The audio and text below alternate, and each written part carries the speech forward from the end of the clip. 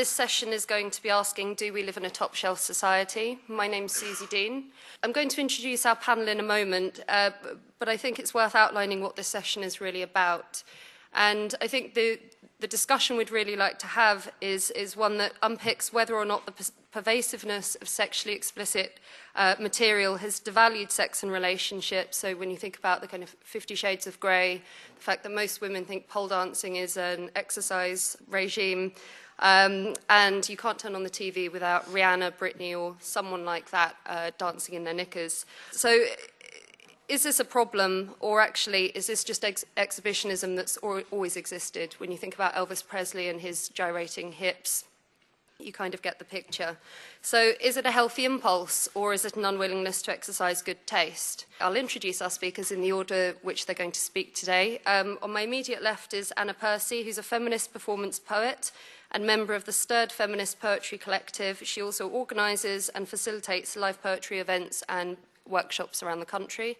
To my immediate right is Neil Davenport, who's a writer for Spiked and head of sociology at JFS Sixth Form Centre. And then to my far right is Dr. Jan Macvarish, who's a research fellow at the Centre for Health Services and a founding associate at the Centre for Parenting Culture Studies at the University of Kent, Canterbury.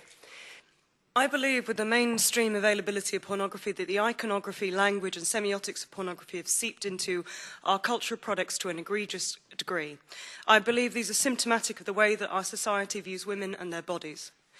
I'm not saying that pornography is a problem, I'm saying that the way in which it's seeped into our cultural products is an indicator of the view that the general public is, on the whole, porn literate. The examples that I'm going to use are from advertising. I am in no way saying that advertising is the problem. I'm just using these as an example because they are a form of culture that everybody views. For example, there is a still running ad by Virgin, the airline, and it uses imagery such as tiny female air stewardesses circling the phallic gherkin building and another stewardess handing out ice cream and then dissolving into a money shot. There is a Ryanair advert that got pulled because the advert showed women posing in their underwear with the headline "Red Hot Fares and Crew," one way from £9.99. These were shown in national newspapers all over the country. Ryanair stewardess put up a petition called "Stop Selling Your Staff" on change.org because the image of the crew member in their underwear with the tagline implied they were included in the price, and she found this offensive. There is an advert from June 2012 from rustlers selling processed meat products.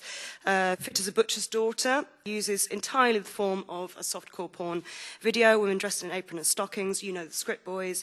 It's just you, me, and plenty of well-hung meat, and refers to her baps. There are a series of these on YouTube. There was a Lynx ad in 2011, which got pulled, featuring Lucy Pinder, the glamour model. There were all kinds of videos on YouTube, again, of her just basically stroking her breasts, and billboards on the side on the sides of buses that were pulled because the Advertising Standards Agency said, "We consider that the various activities that Ms. Pinder carried out were presented in a sexually provocative way, and alongside the focus on Ms. Pinder's cleavage were likely to be seen as gratuitous and to objectify women."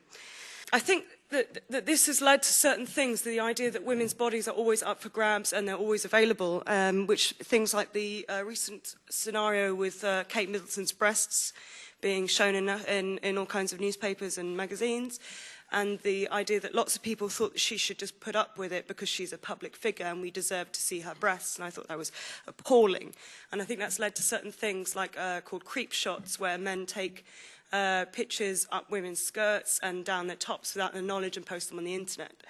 And I think that it basically shows young women that all they have to offer is their bodies. It's not a true sexual permissiveness.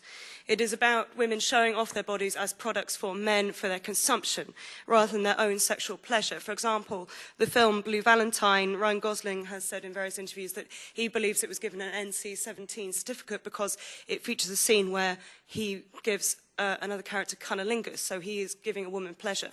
So instead, normally, that film would have had a 15 or a 12A certificate because we are so used to seeing women being used sexually or beaten that those things are not considered to be pornographic or deserving of a higher rating. However, a woman receiving pleasure is.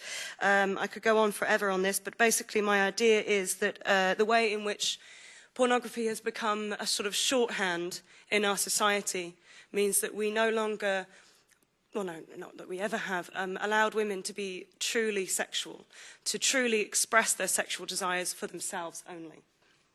I think over a decade ago I first became interested in this as a particular area of discussion and debate. I think it was noticeable that the content of television was becoming eyebrow-raisingly coarse and sexually graphic. And I think the once closed off and rightly privatised domain of top-shelf magazines was becoming sort of background wallpaper in society. Now, of course, this issue of television content and what should be deemed as appropriate or inappropriate on television content, and in particular the stylings of racy pop videos, is nothing new at all. You know, it's been raging on for decades. And I think in some ways there are direct parallels with similar debates in the 1970s over the increase of sex shops, increasing pornography and nudity on television. And I think perhaps it would be worth exploring whether there isn't anything new here, or that there's nothing we should be that worried about. And hopefully Jan will perhaps explore that side of it. I think it's true to say that the sexual content, though, of some programmes, at least in the language that's used, particularly in comedy, is definitely a lot stronger than in the past. I think for television producers there seems to be an endless search for breaking taboos and boundaries over sexual content in TV programmes. It seems to be the one area where producers feel, you know, kind of compelled to prove their edginess in today's climate. But I think what's sometimes overlooked is how the boundary between public and private, I think that's an important boundary, often seen as a hallmark of a civilised society, is the one that's been chipped away at. So I think, so alongside the top shelf content or the privatised world, porn being seen as acceptable in public, however, what we consume in private or how we conduct personal relationships in private are viewed with suspicion. As an ex-News of the World journalist said recently, privacy is for pedos and for those with something to hide. And that private relationships are often promoted as unregulated arenas open to abuse, violence and unhappiness. So it is this assault on the private sphere and on private relationship that goes hand in hand with the acceptability, if you like, of top-shelf content becoming public that I think is the unique aspect to the current period. I have no objection to sexually explicit material being available, and I'm completely opposed to any censorship, but it is the context of the erosion between the public and the private that I think is perhaps worth exploring.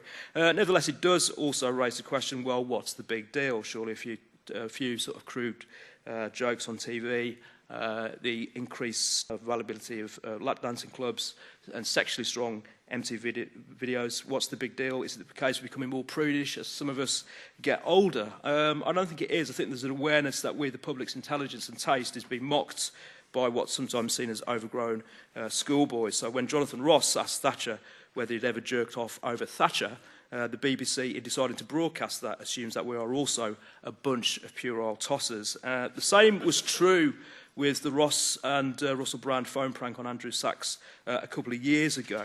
I think what's now becoming predictable is that anyone who questions this is just written off as being Daily Mail and old-fashioned. In recent years, there has been a self-regarding dividing line between them and us, liberal radicals who want to shout out knob gags and those of us who don't want to hear them all the time. It's assumed that society is divided between those who are broad-minded enough for taboo-busting knob gags and everybody else who is too straight-laced and old-fashioned to get it. It reminds me of the comments that Hannah Arendt once made, that elites who are isolated from wider society end up flirting with the bottom of society as a way of mocking and sneering the civilised society that they are supposed to be upholding.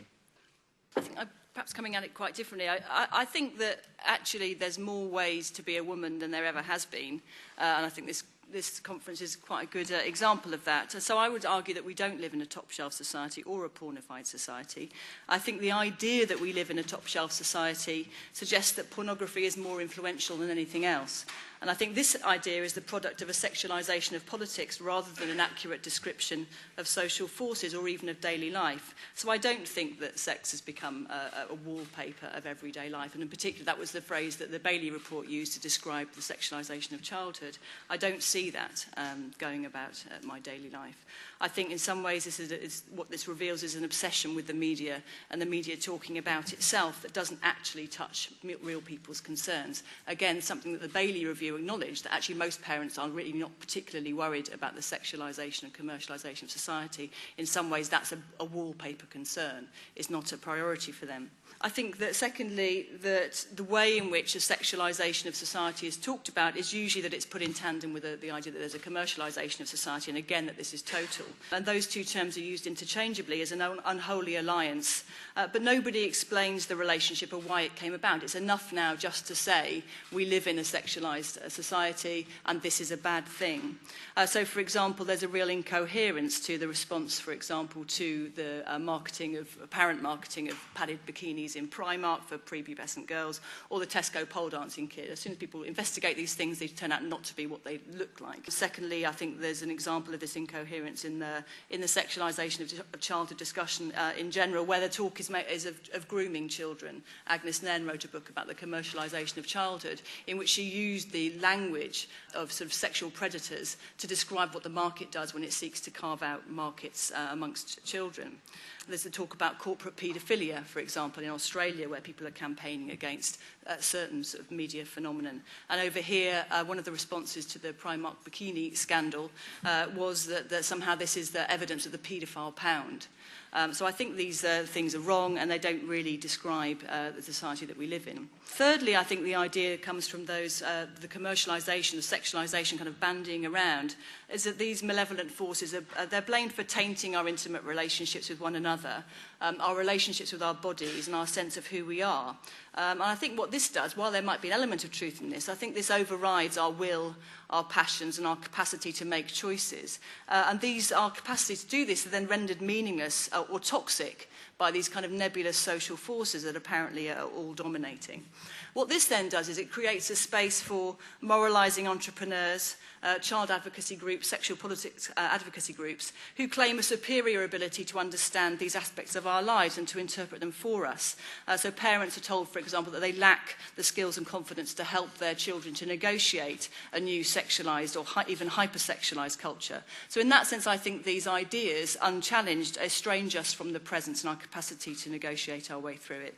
I think there's a convergence between right-wing Puritanism and left-wing and feminist anti-sex sexual politics, which has allowed for the overriding of old religious-based moralising around sex based on shame and guilt to move into a moralisation that's based on a physical and emotional health concerns and the idea that these are the things that are at threat from unbridled sexual passions. And my evidence for that is amongst my undergraduate students, their willingness to submit themselves to sexual health checks is something that I find incredibly surprising and incredibly disappointing in many ways. They also talk about this new phenomenon I'd never heard of, which is that they disapprove of unplanned sex. We used to talk about unplanned pregnancy being a problem. They now accept the idea that somehow unplanned sex is also something that's morally irresponsible. So I think this preoccupation with trying to sanitise sex and create it into something safe is very, very problematic. Anna, I guess the question that's in my mind is the extent to which women also encourage that sexy marketing. You know, as far as I'm concerned, Kate Middleton's breasts being in Heat magazine, a magazine which women read, or Closer, or whatever it was, has got more to do with the fact that women are obsessed with other women's weight than it has about men wanting to ogle her breasts. And actually, even if you put that aside and you think about, you know, the advertisements you talked about with Virgin and all the rest of it, isn't it true that women can also enjoy that sort of you know, sexy advertising? You know, so that would be my question to you. Neil, you were talking about the kind of differentiation between the public and the private. Isn't there room for privacy and pornography? And Jan, it would be really great if you could explain a little bit more about what you meant by politics is pornified rather than porn kind of taking over. I would say that I think what happens when women are complicit with this idea of they want to see Kate Middleton's breasts, they want to see close-ups of other women's cellulite. That is what is referred to as internalised patriarchy. That they are taking on board the ideas of that they should be interested in these things. And I would say that the thing is that, you know, women should be interested in sex. They should be interested in their own bodies, and they should enjoy sex. They should enjoy themselves for their own sake. Not because of what they look like or how they appear to other people or other women or other men. They should just enjoy their own sex life and their own bodies for themselves. And I think that's the problem. So you feel comfortable telling women that they shouldn't want to look at other women's breasts? I'm not saying that I'm not saying that there is. It's not the same as, say, looking at a naked body. It's just this horrendous thing of high close-up, of airbrushing, of things that are unreal and unrealistic. And I think that's the problem. Is it's if you had, in magazines, you had wonderful spreads of all different naked bodies, that'd be great.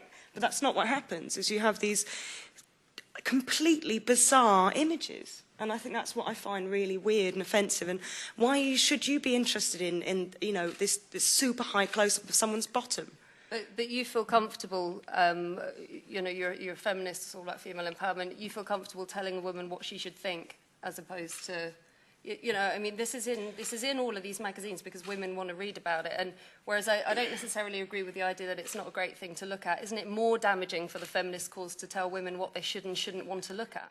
Well, the feminist cause, as we know, no longer have a cohesive feminist argument because we discussed this last year in a panel called Feminism Now, where 5 women all disagreed with each other. So I am saying that I'm talking for me and my point of view. Okay, so thank that's you. Neil. In the 1970s, there was a number of very unsuccessful campaigns by the states to censor pornography, and the reason why they collapsed is that the general consensus in society amongst adults is that there's nothing wrong with having pornography in private. There's nothing wrong with adults buying pornographic materials and enjoying that in private, and that was the general consensus in society. And so all these obscenity cases were kind of thrown out. But equally, I would say, this is where I slightly disagree with Jan, equally today, I think adults just become uneasy with that type of material just being in the public domain rather than where it traditionally was, which is the private domain. And the reason why they become uncomfortable, and it's not one or two individuals, I think the Russell Brand case attracted something like 40,000 complaints. And right, you can say it was stoked up, but I think it became an outlet for people's unease with what they feel is being mocked, and that's a peculiarity with sexual material in that way. It's a bit like the lap dances. I would say a lot of men feel a bit insulted by it as well, in the sense that it's a sort of a mocking kind of leeriness, and that particularly comes across in things like Jonathan Ross and just other content as well. And I think that's the difference. And also, I mean, I'm not advocating being a moral entrepreneur, but I'm just more worried about when people like Charlie Brooker are kind of, leering, sneering at what they see as the narrow-minded, uptight masses, where in actual fact, what they object to is just being patronised, and what they see as, they're seen as not having, been broad-minded enough to accept this. And I think that's where they do have the capacity to see through this. I don't think it's the case that people need to be protected from it or anything like that. Jan made the point about the capacity to see through this. They do, and I think that's why they object to it, in the sense they would happily with porn in private, but when it becomes used as a vehicle in society in a slightly leering way, I think it does make people feel a bit uncomfortable.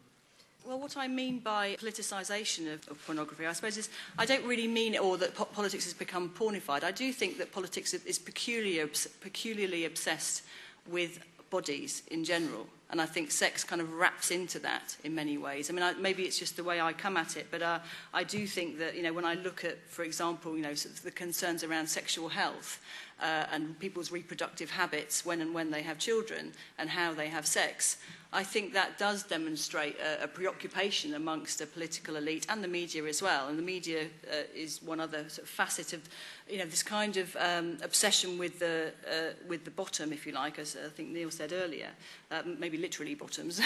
But that sort of obsession with the body comes across in all kinds of ways, and that comes across just as much in sort of the pressure to health screen, also the pressure to, for example, elaborate on what consent might be in sexual situations. I think the politicisation of that and the campaigns around body image that politicians are very keen to attach themselves to, I think really play along with this idea that this is all there is in life, that the body is it. And I would disagree with Anna in the sense that, that really what we need is the kind of freedom to enjoy our sex life, our bodies. I think that that's something that to me, it always sounds like it's about you as an individual, and I think the really good thing about sex is it's usually quite a good opportunity to get to know somebody else. And when it isn't that, I think there probably is something slightly unhealthy about it, perhaps. But obviously, it can be, and something adolescent about it. It's taking advantage of a lack of opportunities, if you like, and developing that area of our sort of sexuality. Do you want to come back on that, Anna? Well, I didn't mean it that it was just a personal obsession. I mean, of course, as you mentioned, sex is usually a group activity.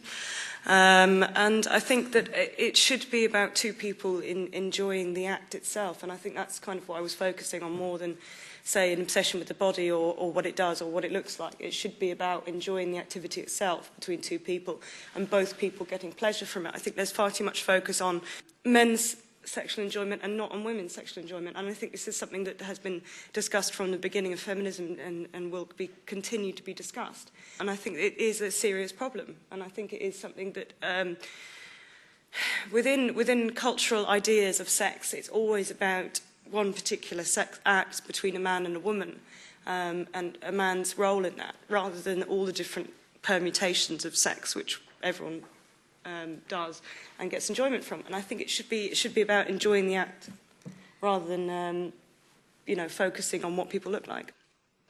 In Leeds Salon, we tried to pull off a debate in June on lap dancing. All the licences came up for the lap dancing clubs in Leeds because the licences has recently changed from entertainment venues to kind of sexual entertainment venues. We generally wanted to look at what this says about society. We invited the aunties onto the board, who kind of bottled it, and we had to pull the debate at the last minute. They're mainly made up of Labour councillors and Labour MPs who are kind of morally kind of pontificating on this issue but don't really want to discuss it. And what we want to look at is what kind of this said about the society. But also, I was interested in why did lap dancing clubs arise? Where did this phenomenon come from? I think it's kind of generally on the wane now. For instance, in Leeds, there was going to be a new lap dancing club that had up to 100 girls working in it. That's not going to open now. I think it's something that's maybe becoming a bit passé. I also wanted to look at maybe part of the reason of how this phenomenon came about was a kind of supply side. And I wondered whether the supply side for lap dancing clubs was tied to the desire to have 50% of people in higher and further education. The first report that was done into lap dancing clubs was by two sociologists at Leeds University, Taylor and Hardy, who they interviewed about 600 women and found out that 25% of them were in at university, a third in total were in some kind of further education. There's only so many minimum wage shelf stacking jobs and bar jobs to kind of go around. So maybe there's a kind of slight supply side that enabled these clubs to thrive. Just going back to the Kate Middleton pictures, the topless photos, when the guy who took the photos, the photographer, was interviewed on the news, one of the things he said was, "Oh, she's pretty and she's not fat, therefore she has nothing to hide." And I think that just because someone is deemed pretty, then they have no right to privacy. That means society is in a horrible, creepy place. And also, just wanted to. There's been a lot of publicity of the taking down of the Unilad website recently. I don't know if anyone knows very much about this, but this website has been taken down. And at universities, especially the one I go to, which is about 70 to 80% male, it definitely feels like, on my course at least, it feels like girls are not. You get the impression through other people that girls are not there to learn, they're there to even up the ratio, which is very strange. And I just wanted to know what the panel's views are on specifically the position of women at universities. Quite interested in this debate because, quite frankly, I look at clothes and I heat and I think this is completely bonkers. I don't give a damn what you're wearing on a Saturday morning. But I think it ties into a more kind of general trend of the infantilisation of adults. And there is a certain hysterical overview to cause and effect. What about the children? If you produce pornography, you do this, you behave like this, women will automatically go away, starve themselves, children will pick up on this. And it's what has happened to this concept of adulthood. This is a private interaction with some wider public involvement with it. but it shouldn't have any relevance on our day-to-day living. I just don't quite understand why this has become such a debate, which seems to go between the Daily Mail's obsession with protecting our children and at the same time their side column on what X, Y, and Z is wearing at wherever they're wearing, and often they are. Hasn't she grown up? Hasn't what does she look like now? I just don't understand how this has become quite such an overriding and problem in our society, and whether or not it actually is. It might be worth moving the discussion perhaps a little bit away from pornography, because I think there's something else going on. Because if you ever watched Italian or Spanish TV, in time immemorial, it's been far more pornographic than British TV. And there's something else going on, and I think it's just a general level of crudeness. And perhaps sex and pornographic images can be one part of that. And I feel particularly, I'm not doing a confession here, that it's my age group. Okay, it's a group of people that came of age at a particular time that are now controlling these things, the producers, a lot of the journalists, a lot of the editors, who find it very, very difficult to articulate a sense of adulthood and what that means. And this general frivolity and crudity is taken up as a mechanism of operating. And it's that confusion about what they mean, or their inability to articulate a sense of adulthood, which has this impact where things become organised around a basis of crudity, and you're sort of cocking a hoop at normal society. You don't know where you stand in terms of your relationship to adulthood, but what you do know is that you can use crude images, including pornographic images, to cock a hoop at the sort of mainstream, normal, Middle Britain society. You only have to look at rubbish like BBC Three. If you ever watch BBC Three, I'm not Mary Whitehouse, but look at BBC Three in the way that it's the crudity and the levels of crudity are done very systematically and designed to articulate something. And I think that might be worth dwelling on rather than focusing on pornography. I'm no expert on lap dancing clubs. I mean, I think it is the economic reason, because when The Guardian have run interviews with why women, decide to be lap dancers, it is because of the, pay off their student loan, and there's the money side of it. So you could say that as a kind of voyeuristic sexuality becomes acceptable, there's probably less of a stigma for women, engaged in that type of employment. That's then my kind of instinctive guess on it.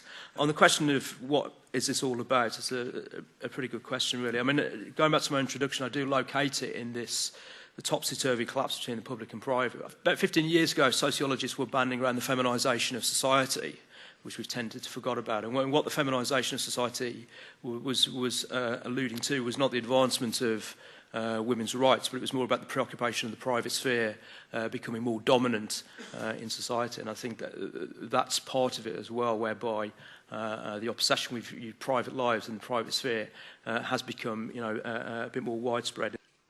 I think what's also happening is that there is a general sense that if crudity and sexually explicit material is available in public and everybody is kind of regulated in public, it leads to the question, well, why would you need to consume that in private? Why, there wouldn't be a necessity to have that in private? And that has actually come about in some cases. There was a case 8 years ago whereby a serial killer, it was reported that he had private pornography, as if it was a real serious issue. The point that they're trying to get at was privacy and the problems of privacy. And I think that's what's driving it as well. I agree with what the speaker said at the back about it is crudities, and I think it's society's uncomfortableness with traditionalist sections in society. And where I'd actually locate it, it's a bit similar to the gay marriage discussion as well, whereby you're forced to take a line in order to prove that you're anti-traditionalist or you're hostile to traditional sections in society. And I think it's kind of similar. It's got elements that are similar to that as well. One thing I wanted to mention about lap dancing clubs is that it's well known that they are places where unlicensed sex acts occur. So the fact is, it's not just the dancing that happens, it's what goes on in the back room. And I think this is something that is well known to many people who are lap dancers or who know about these clubs. It is something that happens, and people don't like to talk about it, and maybe that is one reason why the Labour councillors did not want to discuss it in public, because it would be admitting that there is prostitution going on in these clubs, because that's what it is prostitution. And to me, that's what is most appalling about it. And that's all I want to say about that. I wanted to say that, yes, we do need to protect the children, because children kill themselves because things like this happen, because of the society we live in. There was a young woman called Amanda Todd, who was a Canadian young lady, who was 15, and she killed herself because when she was 13, she was encouraged to show her breasts to a man who took a photo, who spread it all over the internet. And this had followed her for 2 years through several changes of schools, through harassment by her peers and by adults. And the fact is, it was an adult who used this photograph. And as far as I know, he's still not been prosecuted. And I think this is why we need to protect children. And the thing is, okay, you'd say this is an isolated incident, one girl killed herself. But if you go and look, since that story came out, there are more and more women, young women coming forward, younger than me, saying that they have been in similar situations. That because of the attentions of an older man, they had showed a photograph that, or even to their peers, a photograph that they thought was private, and it was not private, and it was shown online, and it was shown to other people. And I think this is why we need to protect children. And I would also, the other thing that I really wanted to say is that as women, our reproductive rights are consistently being undermined. In this country, we're currently having a discussion about whether or not to reduce the abortion limit to 12 weeks.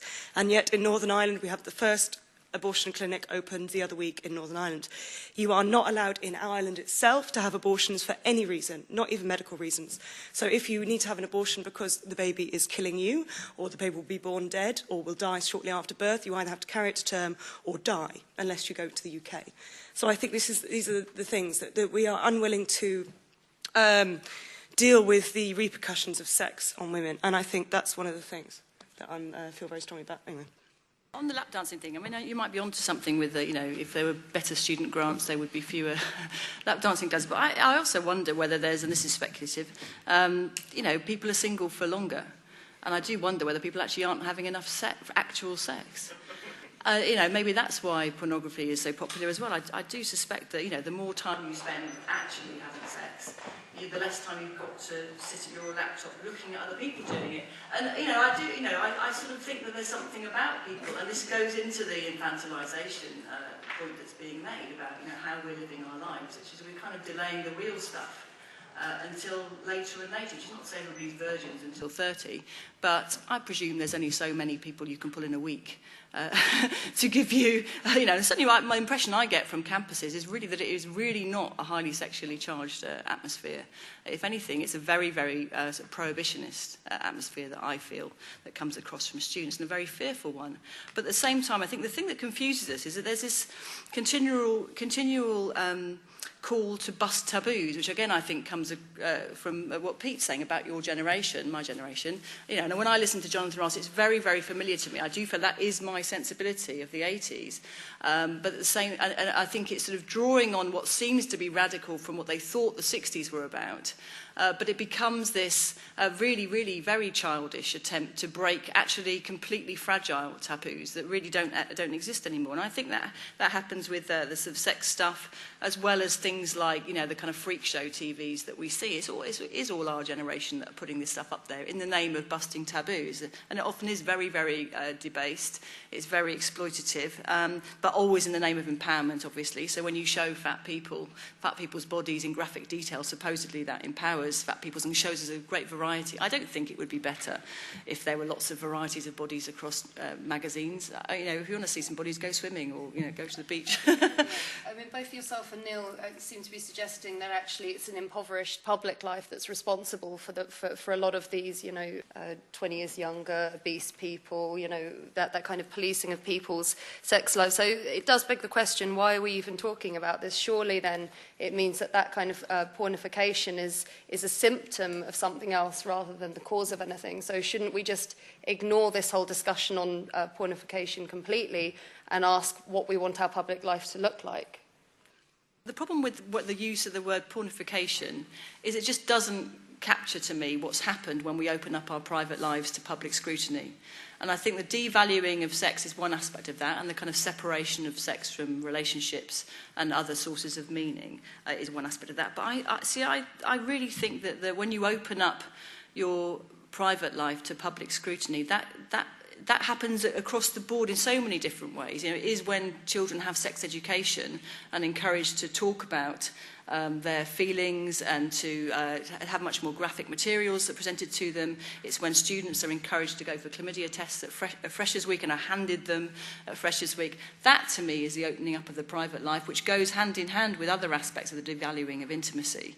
But I really think the problem is that when people concentrate on this idea of pornification or sexualisation, that always goes alongside the increasing demand to open up the private life even further so that we can then deal with this apparent problem. And I think it's never separate from that kind of desire to hyper-regulate our intimate lives.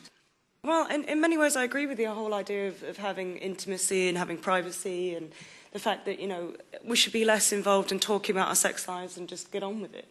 I do agree with that. But I can also see why there are very good reasons to make certain areas of private life more public. It's because... Which areas? Well, the way that she's talking about it is if we never talked about sex, then women wouldn't know what other women do.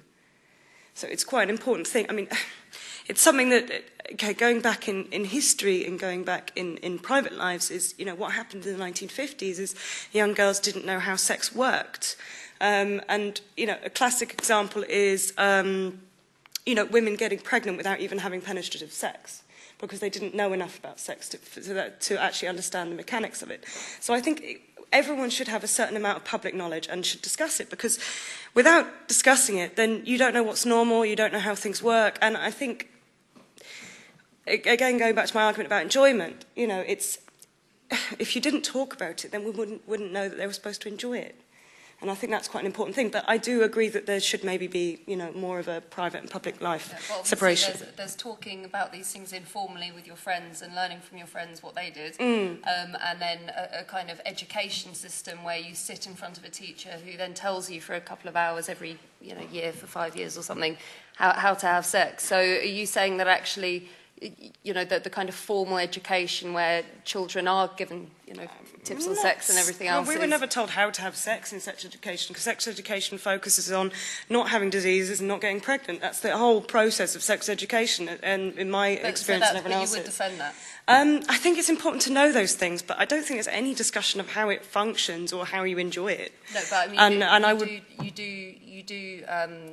you kind of think that sex education is proper, and there is a role for the state in teaching us about our private life. And I think you could do with a more comprehensive version, with talking about feelings and how you conduct relationships and what's, you know, what is normal in a relationship. I mean, maybe, you know, obviously keeping things private, but, you know, it's a big problem with abusive relationships that people don't know what's normal, so they stay in these relationships. That appears to be the big argument on the panel, because I think Jan's point is actually that no, that's something that's private that should be conducted outside of the formality of classroom and actually state.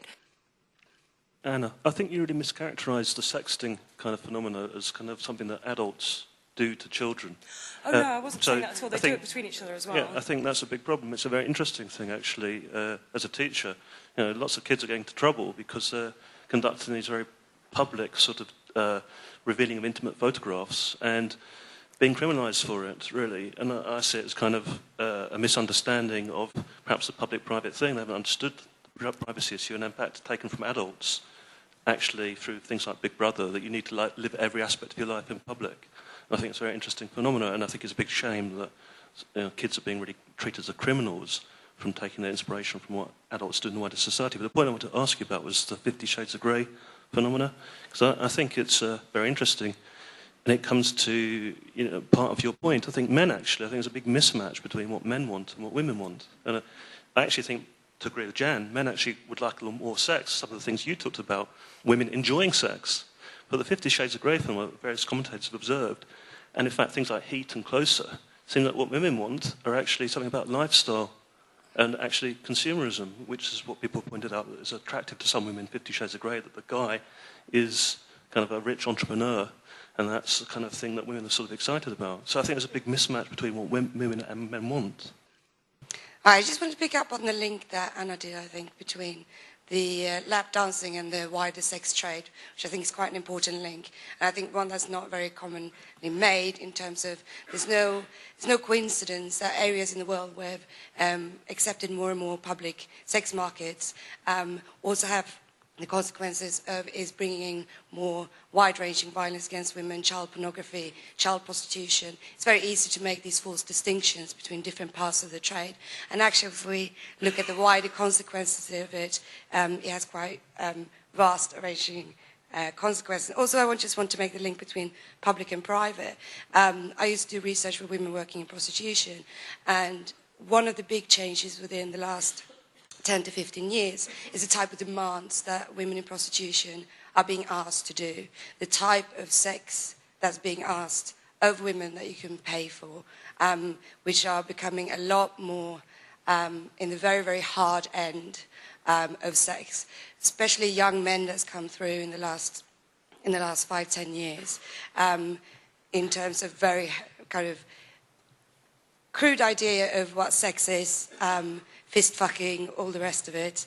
And I definitely think that's an important link to make, how what you look at in private in your bedroom has real consequences for many women out there.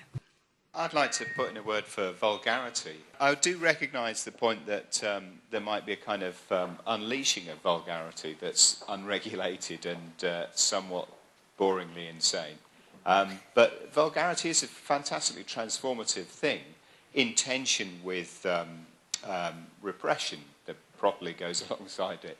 And it's how imaginations work and how ordinary systems of social behaviour are questioned. And without that powerful tension between what you should think and what you feel, humour mostly doesn't work, and a lot of art doesn't work as well. So that tension is real, and I think it's important in sex too. And I think it would be a tragedy in a way if we took sex entirely from the realm of the irrational and animalistic and unconscious and placed it entirely in the realm of the conscious and deliberate and considered, because it would actually cease to be sex at all. It would be some weird platonic dialogue which we could leave our bodies way behind. And this, I think, really would be a kind of a disaster. I work in a school that's part of a growing number of schools that seems to be attaching a lot of significance to the correct wearing of the school uniform. And I think that's partly driven by maybe concerns over sexualisation. But I think there's other agendas at work as well.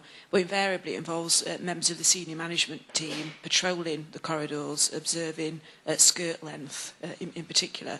And I just wondered what the panel thought about this increased kind of surveillance, particularly of the female body, perhaps in a school context.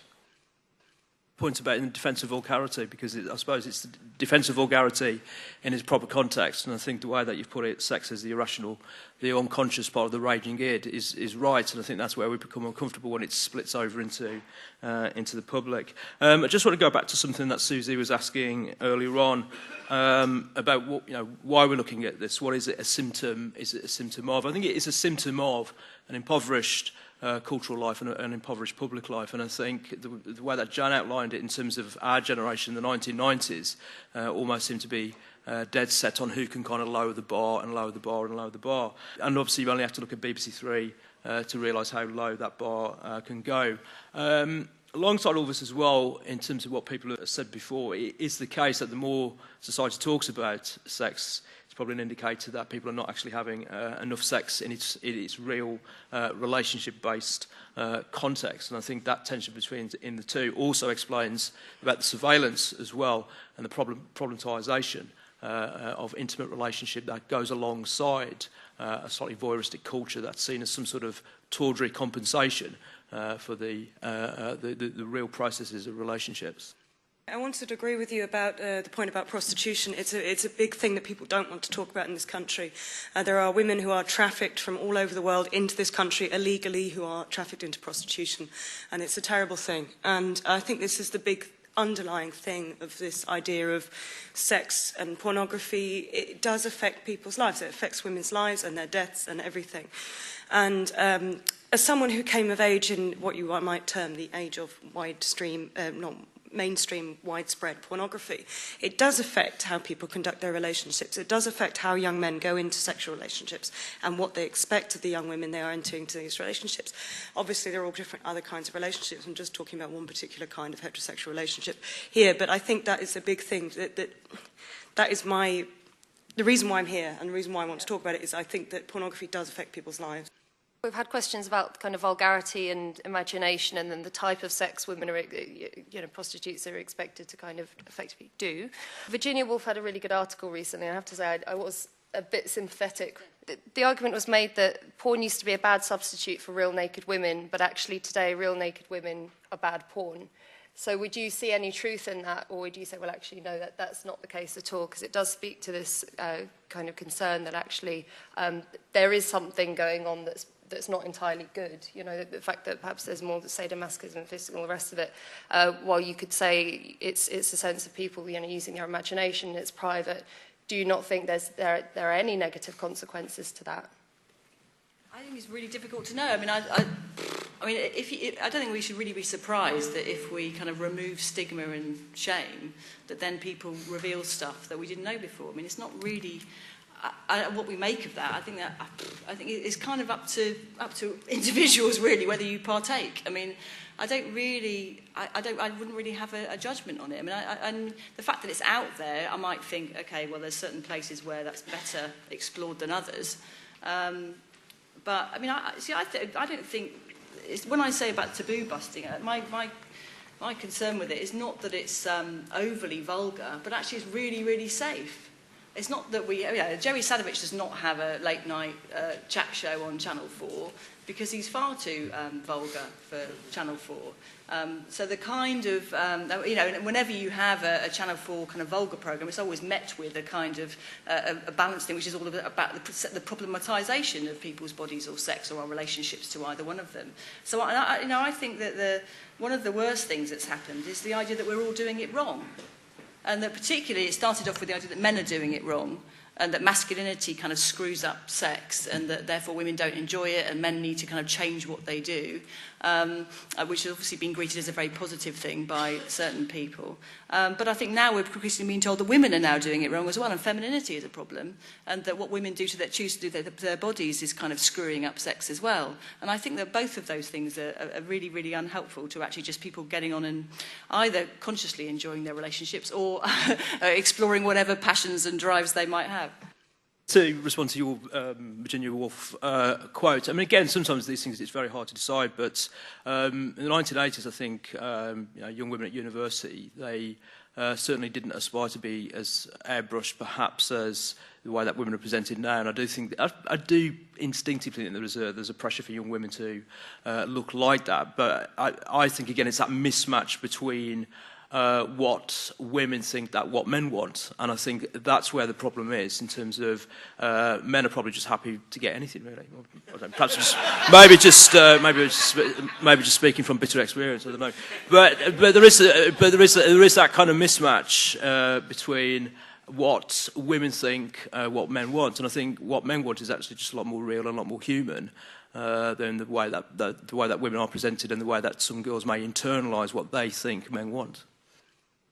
Hi, I'm a student myself, and I find it bizarre that you can almost legitimise the working of female students in lap dancing clubs by saying, oh, well, they're funding their university degree, therefore it's okay.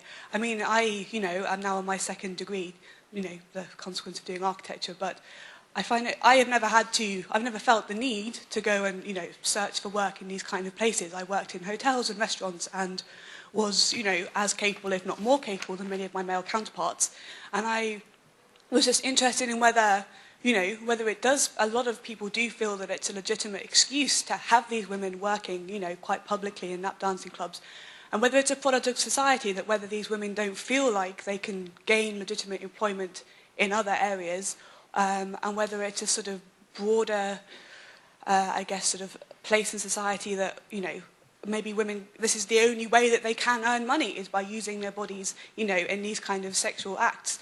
And I feel that, saying that, well, they're going to university, it doesn't really matter. I feel like that's not a legitimate excuse for these women. Okay. Hi, yeah, just very, very two quick ones. One for Anna Percy right at the beginning, where we were talking about the sexualisation of the media, and I was wondering whether there was a sort of a conflation between two different things there. Is it the sexualisation of the media that might be considered a problem, or the inequality of the sexualisation of the media? For example, if there were more sort of Aussie male bum shots to counterpart the female sort of boob shots, would that be more morally acceptable, because then it's not a split upon gender lines? And also, very, very quickly, with regards to the sort of the sexualisation of the media, and possibly is it a fact that we're having not enough sex as a society? Does this show that we're possibly doing sex in the wrong way? Is this the death of monogamy? Well, I'm not offering myself an Aussie bum shot, but I dropped in on the Royal Courts of Justice and found myself watching some Scottish comedian of whom I'd never heard, called Boylan, had the chutzpah to bring a defamation case against the Mirror. And it struck me, and he'd been on the BBC, I don't know which outlet, the race for the bottom that we wouldn't have in the colonies. He talked about the Queen's pussy being haunted, signed himself off as Heil Hitler, and the managing director of the BBC, the reaction to his comment about the Queen, was he acted as if his arse hairs had been set on fire. I mean, I watched this in disbelief because we wouldn't have it. And I'm wondering if maybe there's so many media outlets here that permit somebody like that to just go to the bottom and have a following. From what I understand, BBC 4 is not like that, but maybe the plethora of outlets facilitates that sort of behaviour. You don't have to go far back in history to find a society in which women were genuinely repressed and had no rights and had to wear corsets.